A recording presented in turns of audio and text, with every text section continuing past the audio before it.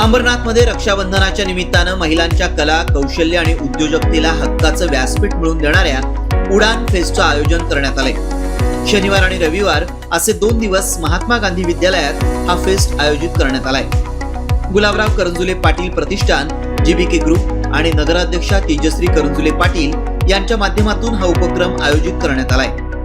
या फेस्टमध्ये गृहउद्योग, महिला उद्योजकांचे स्टॉल्स, खाद्यपदार्थांचे स्टॉल, हस्तकला, आर्ट आणि इनोव्हेशन, बुटीक, ज्वेलरी, कपडे, शोभेच्या वस्तू, परफ्यूम, अगरबत्ती तसंच लाईफस्टाईल उत्पादनांचे स्टॉल्स आकर्षणाचे केंद्र ठरतायत। या फेस्टचं उद्घाटन भाजप नेते गुलाबराव करंजुले पाटील, नगराध्यक्षा तेजश्री करंजुले पाटील आणि सुनीता गुलाबराव करंजुले पाटील यांच्या प्रमुख उपस्थितीत करण्यात आलं।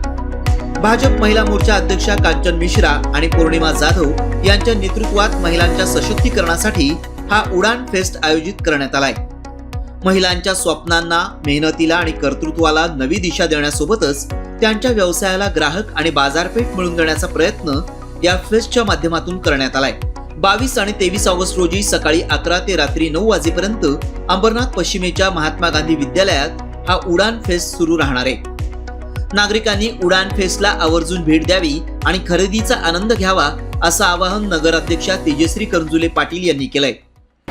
गुलाबराव करंजुले प्रतिष्ठान आणि जीबीके ग्रुपच्या सौजन्याने रक्षाबंधन स्पेशल उडान फेस्ट आपण परत घेऊन आलेलो आहोत आणि 22 आणि 23 ऑगस्ट या वेळेला आपल्या अंबरनाथमध्येच महात्मा गांधी जे स्कूलचं हॉल आहे तिथे हे प्रदर्शन आहे। सकाळी 11 वाजल्यापासून संध्याकाळी रात्री 9 वाजेपर्यंत इथे एक्झिबिशन असणार आहे आणि खूप सुंदर प्रतिसाद आम्हाला मिळतो। ओपनिंग व्हायच्या आधीच लोकांची गर्दी झाली होती आणि खूप चांगले ऑफर्स स्टॉलधारकांनी ठेवलेले आहेत।